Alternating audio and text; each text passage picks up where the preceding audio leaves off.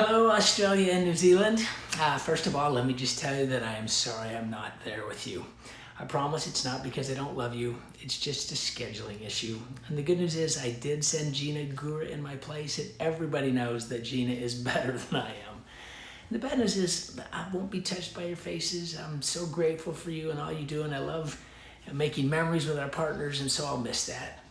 But I hope that you are doing that with each other and that you all leave this conference better than you were before you came. As you can imagine, I've been thinking a lot about our company and our mission and our vision, our hopes, our dreams and goals and aspirations. You all know that I believe deeply that we are a better together company, that we're about lifting each other up and about serving and helping and cheering, about loving and giving and growing together. And in this hyper-comparative and hyper-competitive world where first reactions have become to tear down and ridicule, I just believe that we, in this environment, we are about the opposite. We are about joy, and we're about happiness and about positivity. And let me tell you what I mean. So society teaches that it's better to be the only bright light than to be in a forest of bright lights. After all, isn't that the way we think about success in our schools and our companies?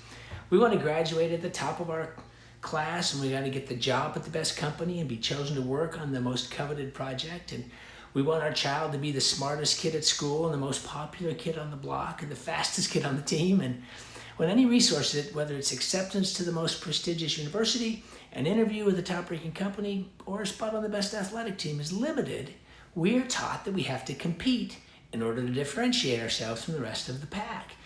And yet, my friend Sean Akers' research shows that this isn't actually the case. Sean tells the story of Professor Hugh Smith drifting slowly in his boat near the mangrove forest of Southeast Asia. Now, I can envision how the water must have shimmered under the light from the stars, unspoiled by that light pollution that existed in the remote cities. And what happened next on that humid day in 1935 is part of recorded academic history.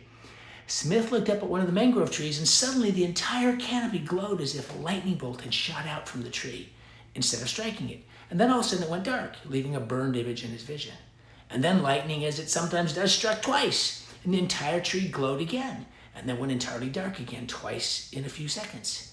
And then all the trees along the riverbank suddenly glowed in unison, and everyone on each side of the river, and for thousands of feet, they were glowing exactly at the same time. And he realized that the trees weren't in fact glowing, rather they were covered with a critical number of these bioluminescent lightning bugs, all illuminating at the exact same time.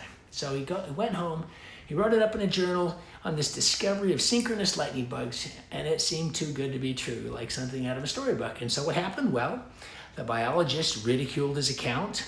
Why would male fireflies glow in unison, which would only decrease their chances of distinguishing themselves to potential mates? And mathematicians asked, how could order come from chaos in nature without a leader to direct it?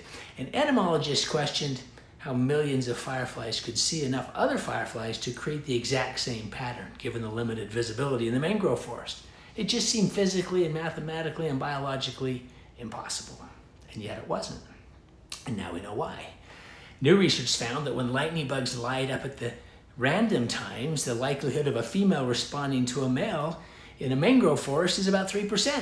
But when the lightning bugs light up together, the likelihood of females responding is 82%. The success rate increased 79 percentage points when flashing as an interconnected community rather than as individuals. And we're all just better together. And as famed basketball coach John Wooden once wrote, the main ingredient of stardom is the rest of the team. A couple of days before I assumed the interim CEO role, my daughter brought my newest grandson, Jamie, into the world. And he is amazing. And you know what? I want him to be happy. But if I really stop and think about it, I don't just want Jamie to be happy. I want him to make everyone around him happier. And I don't just want him to be creative, but to make everyone around him more creative. And not just be successful, but to make everyone around him more successful. I don't want him to be a bright light. I want him to make others shine brighter as well. And that is the Juice Plus way. At Juice Plus, the key to real leadership is inspiring others to be leaders. And the key to achieving your highest potential starts by helping others achieve theirs. It all starts with asking the bigger questions. How do I expand my influence in an interconnected world? How am I impacting others with my life and my energy? How do I raise my potential by making others better? You see, in these complicated times, we don't need a lone light flashing in the night. We need to shine brighter together. And that's the culture that we can create together. That's the family we are part of. We are a better together company, and that's beautiful. And that's something to be really excited about. I was recently on an airplane and I sat next to a man from Seattle. His name was Jeremy. And we started talking, and I told him I was an entrepreneur, and I was describing what we do and why I love it. And his reaction was skeptical. You really think you can help people? You really think you can make a difference? He asked with a sort of contemptuous tone. I wasn't sure how to respond at first. I thought for a minute, and then I got up my courage and I just said, well, yeah, I think I can make a difference. I think our company can make a difference. And I know that sounds a bit crazy, I said, and rest assured, I don't pretend to be a guru, but I do believe that I can wake up every day and that I can be a man who's a light and who's trying to be a bright star, who's trying to highlight the positives in the world and the possibilities instead of focusing on why something can't be done or why the world is coming to an end. I can try to be someone who's hoping that I can leave every person I meet better off than they were before I met. And I said to Jeremy, that includes you, Jeremy. And then I said this, I said, Jeremy, I believe that the things that might make me a little bit of a misfit in your eyes, and perhaps in the eyes of most people, are the very things that actually make me unique. And so I'm going to keep trying to make a difference every day for every person, because I think that's my gift. And Jeremy looked at me, and I looked at him, and then he just said in a quiet voice, well, I wish I could be like you. And here's my message. How about today, you and I, and just honor how we're built and celebrate what makes us special and cherish our wiring and share our passion. How about you and I find the good and highlight the positive and focus on hope, and don't let fear disrupt our lives, but just go out and do great things. We live in this world where people need health, and they need money, and they need positivity, and they need community and love and hope, and they need a pat on the back, and they need to get away from the news, and people need to overcome their fears. And you and this company can give them all of that. And sure, they're going to be your Jeremys who have a hard time understanding it, but don't let them get you down. Don't let them stop you. You are special. You're unique, and you are amazing. All of us are. And let's not let anyone tell us differently. So make the choice to be special, to make a difference, to put in the time and effort and energy to have an amazing month and an awesome quarter and a fantastic year. And if you do, I think you'll be surprised at how many people follow you, because they'll see in you what they desperately want to be. And if you ever start doubting, just call me. I got enough belief for the both of us. I was fortunate to be in the first class that Jim Collins, a professor at Stanford Business School, ever taught. And the class was basically a discussion of a body of research he had done on the difference between good and great companies.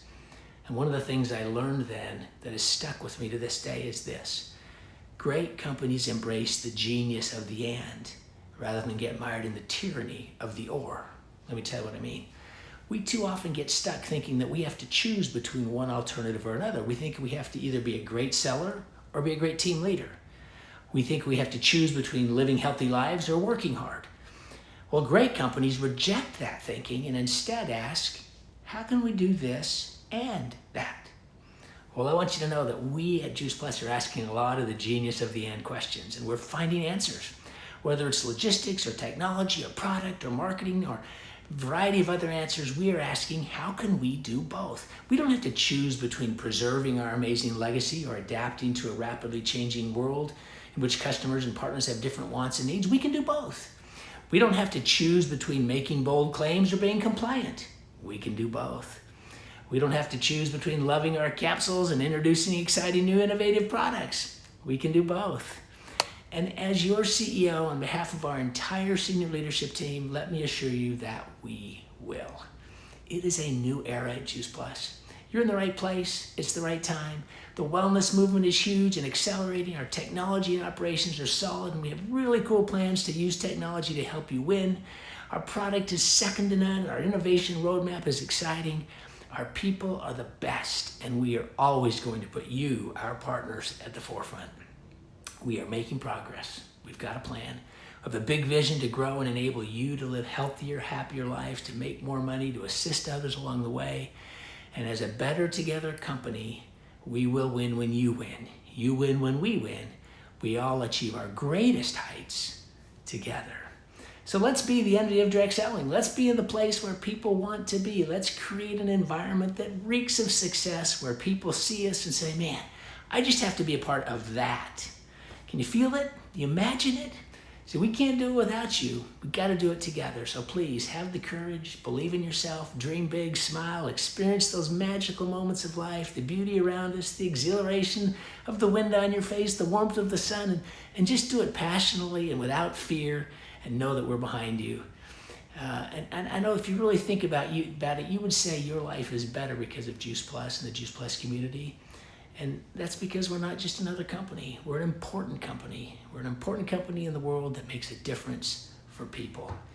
So here's what I know. Together, Juice Plus and all of us can achieve greater heights than we even dream of.